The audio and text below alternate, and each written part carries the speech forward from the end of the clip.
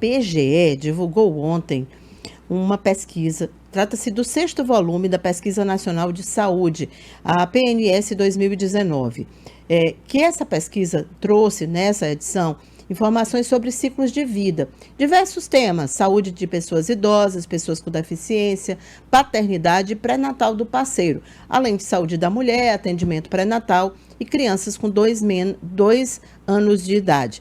E aí tem uma série de dados importantes que podem, inclusive, consolidar algumas políticas públicas, ajudar os gestores, caso eles tenham interesse.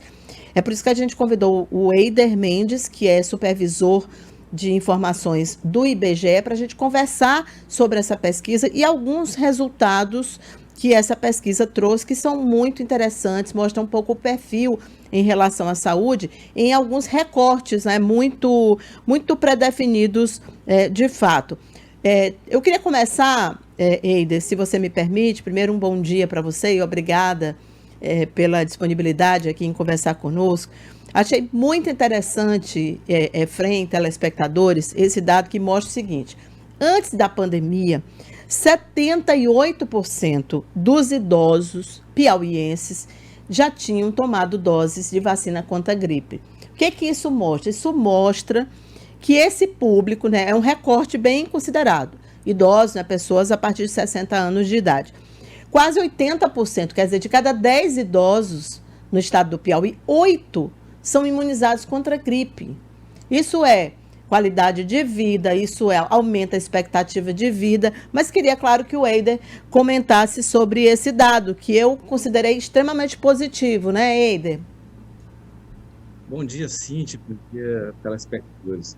Sim, realmente é bem interessante, né? Você vê que é um dos principais indicadores em que nessa pesquisa do IBGE, o Piauí se sagrou com um índice, inclusive, superior ao nacional. 78,2% dos idosos piauienses, nos últimos 12 meses, antes da realização dessa pesquisa, eles chegaram a tomar a vacina contra a gripe, e que, inclusive, é o terceiro maior indicador do Brasil dentro dos estados, né? A nossa média, inclusive, ficou 6 pontos percentuais acima do Brasil. E esse é um bom indicador para as políticas públicas, né? Para tentar convencer os idosos a aumentar mais ainda esse indicador de vacinação, né? Porque vacina é vida, né? Claro, e também é uma prevenção hoje, os especialistas já dizem que a vacina da gripe funciona também como uma prevenção em relação à Covid. Claro que não é a única, mas é um conjunto de fatores. Mas ela também é importante, sobretudo para os idosos, né, que têm imunidade mais baixa, que é uma população mais vulnerável. Com certeza. Só que a Ministério da Saúde, os órgãos de saúde como um todo, tem que ainda tentar convencer aqueles que não se vacinaram. Por exemplo, entre os idosos que não tomaram a vacina no país, o principal motivo relatado por eles foi não achar necessário ou raramente ficar gripado. 41,8% dos que não tomaram afirmaram esse motivo, né? Cerca de 19,8% deles ainda informaram ter medo da reação à vacina, né? E 10,3% deles também esqueceram ou não tiveram tempo ou perderam até o prazo para elas. Então, tem que haver ainda um trabalho ainda de conscientização por parte dos órgãos de saúde do país para tentar convencer esses que ainda não estão fazendo uso da vacina. Entendi. Vamos para outro dado também que eu achei muito interessante e eu confesso, Eida, que me surpreendeu, que é o seguinte: no estado extremamente machista, como o Piauí, 7 em cada 10 pais participam ou afirmaram participar do pré-natal dos filhos no estado do Piauí. Achei também esse número muito interessante. Queria que você falasse um pouco sobre ele. Pois é, Cintia, de acordo com a Pesquisa Nacional de Saúde, a PNS do IBGE, aproximadamente 7 em cada 10 pais, ou um percentual de 72,6%, para ser mais exato, né, participaram do pré-natal dos filhos, o que não é um fato comum genericamente, né? Não, Os não é. pais, às vezes, Não é. não acompanham, delegam somente à esposa, né? Mas esse levantamento ele considera os homens de 15 anos ou mais de idade que estavam participando do pré-natal da gravidez atual ou da gravidez da última criança com menos de 6 anos de idade. A proporção do Piauí ela está abaixo da média nacional, que foi de 76,7. Então, a média do Piauí ficou 4 pontos percentuais abaixo da média nacional. Mas, mesmo assim, ela é o segundo maior índice do Nordeste, ficando atrás apenas do Ceará, que foi de 77,5%. A maior taxa do país é a do estado de São Paulo, que foi de 86%. Então, a gente já vê que o Piauí ainda está bem abaixo do que poderia ser, né, no estado de São Paulo. E a menor foi registrada no estado de Sergipe, onde apenas 59,5% dos pais acompanharam o pré-natal dos seus filhos. É interessante, isso é uma mudança interessante nas famílias, né? Na estrutura das famílias, na forma como eles conduzem alguns momentos da vida familiar. Que outros destaques você gostaria de falar? Tenho várias coisas aqui, mas eu queria que você nos dissesse assim, o que vocês consideraram mais interessante, o que mais chamou a atenção, além esses dois aspectos, né, que nós tratamos aqui. Tem, por exemplo, a questão da catarata, que eu achei muito interessante também, e o percentual de pessoas com deficiência também, né? Isso. Com relação à catarata, Cíntia, o Piauí, a população, a catarata ela atinge metade praticamente quase dos idosos do nosso estado. A população de 60 anos ou mais, no Piauí, cerca de 44,3% foi diagnosticada com a doença em um olho ou nos dois olhos, né? No Brasil, essa taxa é de 34,6%, ou seja, quase 10 pontos percentuais menor do que a média do Piauí. E também, outro indicador interessante com relação à catarata é de que apenas 68,8% dos idosos piauienses com indicação para a realização de cirurgia fizeram essa cirurgia, enquanto no Brasil a média foi de 74,2%, ou seja, 6 pontos percentuais a menos do que, aliás, desculpa, a mais do que no Piauí. E o índice de cirurgia também, é interessante a gente chamar a atenção, de que essas cirurgias de catarata somente 46% foram feitas através do SUS, e no Piauí foi menor ainda, 40,3%. O restante foi feito particular. É interessante, então, as autoridades públicas verificarem porque a população não está tendo acesso a essa cirurgia pelo SUS. Por que eles estão tendo que buscar particular? Né? Onde é que está havendo um gargalo que não está permitindo à população como um todo ter acesso a essa questão de saúde, né? E aí, que a saúde é cegueira, né, no final da vida da pessoa. E nesse caso aí, Eida, são duas situações graves. A primeira é o alto índice de catarata e o segundo é o baixo índice de cirurgias através do SUS, né? Porque são duas coisas muito ruins, né? Efraim, você quer comentar? O levantamento feito pelo vereador Leonardo Eulálio, que é da prefeitura, que está lutando para uma fila única de cirurgia, é que eles demoram quase 2 anos entre marcar uma consulta ou um exame as pessoas, a população de olhos para conseguir marcar. Isso que é muito difícil marcar no SUS, uma cirurgia e um exames oftalmológico. Que é um dos maiores problemas. Tem esse gargalo, né? Como citou aí isso. E também a outra coisa que eu queria perguntar uma coisa. Doutor, eu tenho minha impressão, houve uma redução do percentual de piauienses com deficiência? Não, Efraim, não houve uma redução do percentual. Na realidade, os indicadores de deficiência física que nós divulgávamos anteriormente, inclusive atendendo até uma dúvida de outro jornalista ontem, que os últimos dados que a gente tinha publicado eram do Censo Demográfico de 2010, em que a gente pegava informações desde pessoas que tinham um nível baixo de deficiência, seja ela visual, auditiva, motora, cognitiva, e nessa pesquisa agora, só se levou em conta praticamente as pessoas que tinham um grau avançado ou já estavam praticamente comprometidas com relação a algum problema de saúde. Tá? Então, o que houve, na realidade, foi só uma questão metodológica, tá? Mas esse grau, no caso, quem apresentava um alto grau de deficiência ou já estava comprometida, mantém correlação com os dados que a gente havia apresentado para o Censo Demográfico 2010. E com relação a essas deficiências, o que a gente pode dizer da pesquisa é que quase 10% da população piauiense ela apresentou alguma deficiência, seja ela já grave, como eu falei, ou então já comprometido o seu órgão, né, seja de mobilidade, visual, auditivo. No caso do Piauí, para ser mais exato, o nosso indicador era de 9,7% da população de 2 anos ou mais de idade com deficiência. Esse é o 5º maior indicador dentre os estados do país, no Piauí. O índice de deficiência do Brasil, a média, é de 8,4% da população deficiente, a partir de 2 anos ou mais de idade. E nós temos 1,3 ponto percentual a mais do que a média do Brasil. E uma coisa também que a gente pode falar com relação à deficiência é que ela realmente tem correlação com a idade. Por exemplo, nós apresentamos, inclusive, no nosso release, que a população de 2 a 9 anos, por exemplo, no Piauí, ela apresentava um índice de deficiência de 1,9%. De 30 a 39 anos, já era de 5,5%. De 40 a 59 anos, já era de 11%. Inclusive, aumentou, dobrou com a faixa etária anterior. E quando a gente pega a última faixa etária, que é de 60 anos ou mais de idade, aí já praticamente triplica a quantidade de pessoas com deficiência, justamente por conta da idade. O avançar da idade vai deixando a pessoa mais debilitada, seja ela com relação à visão, à audição, à sua mobilidade, à sua capacidade intelectual também.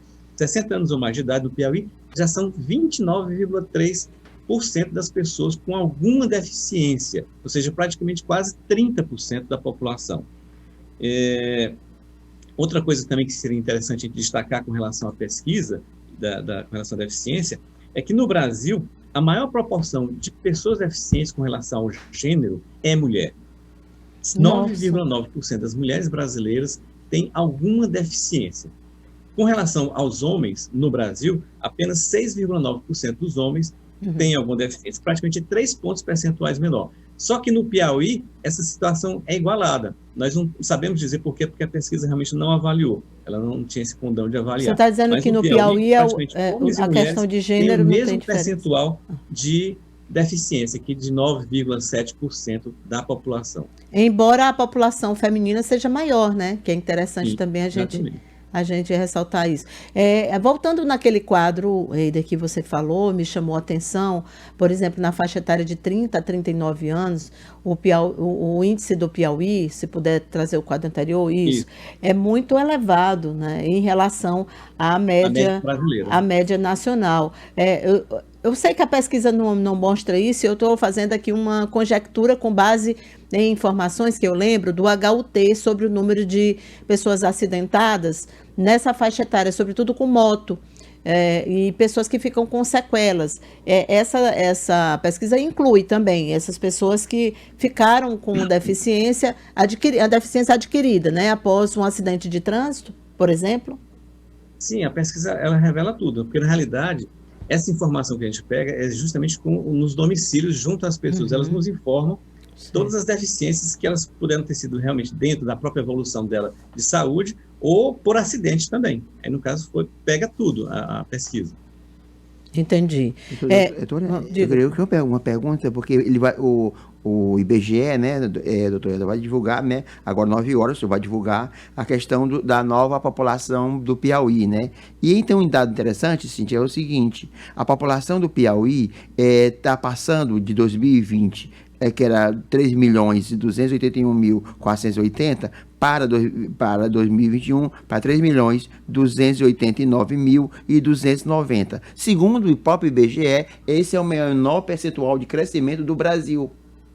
A gente queria saber, isso, doutor, Eider? a gente queria saber, doutor, que fenômeno é esse?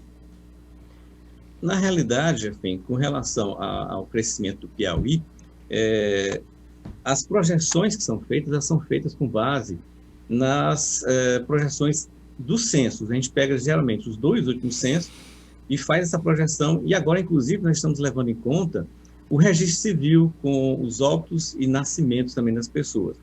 E nessa projeção, e também através dos censos, a gente verifica que está havendo uma baixa natalidade no Piauí, tá? Também como no resto do Brasil e na maior parte do mundo. É um fenômeno que não é só aqui do Piauí. Está começando a haver também já um aumento da mortalidade, tá? E nessa projeção que o IBGE faz, inclusive uma projeção que é feita de 2010 até 2060, com base nos censos demográficos, o Piauí já tem uma projeção de ser o primeiro estado do país a ter a sua população reduzindo a partir do ano de 2032. É o primeiro estado do Brasil, tá? Esse fenômeno vai acontecer com todos os estados, mas cada um dentro da sua frequência própria, inclusive também geralmente com o Brasil. E no caso do Piauí vai ter um agravamento, porque nós temos na projeção uma estimativa já feita com base no censo, de que nós temos um saldo migratório negativo. Tá? Anualmente se estima, através do IBGE, nas pesquisas de estimativa, que se perca 13 mil piauienses, tá? Em razão de migrarem para outros estados, em busca de estudo, trabalho, outras condições melhores de vida. Tá? Então, nós temos esse agravante. O Piauí e a Bahia são os estados exportadores de população, talvez porque justamente não encontrem em nosso estado uma economia mais dinâmica que permita segurar a população. Entendi. São dados muito interessantes e preocupantes também, porque uma redução de populacional é algo absolutamente incomum em termos de estatística, né? Sim. Nós estamos crescendo, na realidade, está sendo positivo ainda, tá? Mas a taxas menores do que a dos outros estados. Entendi, Eida. Tem algum caso no IBGE que já anteriormente houve essa redução em algum estado, desde a série histórica feita pelo IBGE? Redução de população, você fala de um ano para o outro? Sim, de população. Não, ainda não. Será a primeira vez, como então? Eu estou falando, o Piauí, nas nossas projeções, vai ser o primeiro, tá? Em 2032, nas projeções que nós temos agora, tá? Mas só que com a realização do censo demográfico no próximo ano, o IBGE vai refazer essas projeções, ver como é que ficou, inclusive depois dessa pandemia, né? A gente sabe que vai haver uma redução, por exemplo, do crescimento maior ainda, impactada pela pandemia, tá? E com base nessa nova realidade demográfica, o IBGE vai fazer novas projeções para todo o país, para a gente ver realmente como é que vai ficar essa situação de crescimento. Mas, por enquanto, todos os estados estão crescendo positivamente. O nosso estado, em particular, justamente por perder uma fatia da população, 13 mil pessoas por ano, na nossa estimativa, reduz bastante o crescimento. Tá certo, Eider, muito obrigada. A gente também tinha aqui um último dado que eu acho relevante para a gente voltar a falar da saúde, porque eu acho que isso acende um alerta em políticas públicas que estão ineficientes no momento. A catarata, isso ficou muito claro. A questão de pessoas com deficiência também, o governo precisa melhorar. E ainda o baixo índice de mulheres que realizam mamografia a cada 2 anos, que nós sabemos é um exame que é um exame extremamente importante para mulheres, sobretudo a partir dos 50 anos de idade, para a prevenção do câncer de mama. Então, se as mulheres não fizerem mamografia, o câncer de mama não vai ser reduzido nunca. Esse número é muito baixo também. Eu acho que é mais ou menos a mesma história da falta de acesso, né, Eider? Que aconteceu Exatamente. Lá na catarata. O Ministério da Saúde ele recomenda que as mulheres entre 50 e 69 anos de idade realizem a mamografia a cada intervalo de 2 anos, né? Só que no Piauí, essa realização, no caso, está ficando só em 45,6% das mulheres, né, que tinham feito essa mamografia nos últimos 2 anos anteriores à pesquisa. No Brasil, esse indicador é de 58,3%, ou seja, 13 pontos percentuais a mais. E o IBGE traçou até alguns comparativos, talvez para tentar explicar o motivo da baixa realização no nosso país. Um deles seria ligado à renda, tá? 25,6% das mulheres com rendimento de até 1/4 do salário mínimo tinham feito esse exame no país. Enquanto, por exemplo, na outra ponta, nós temos 95,6% das mulheres com rendimento acima de 5 salários mínimos conseguiram fazer. Então, na realidade, talvez não estejam conseguindo fazer pelo SUS e tentando fazer mais particular também. E tem uma outra ligação que é com relação à escolaridade também. 34,8% das mulheres com no máximo ensino fundamental incompleto, tinham feito os exames, enquanto as mulheres, na outra ponta, 78,6% das mulheres com ensino superior completo tinham feito. Então, está havendo talvez um problema de instrução, de conhecimento, né, de saber realmente a importância, né, com relação à educação das mulheres brasileiras. É verdade, não está chegando aquelas mulheres com menos escolaridade, menos esclarecidas, é o mesmo problema lá da cirurgia do SUS, né? São irmãos gêmeos esses problemas aí. Uhum. Eider, muito obrigada. As informações são realmente muito, muito interessantes. Trabalhar com dados, com estatísticas é o que torna melhor qualquer política pública. Obrigada pela participação. Bom dia para você. Um prazer, Cíntia. Sempre precisar, estamos aqui à sua disposição. Um abraço. Um abraço.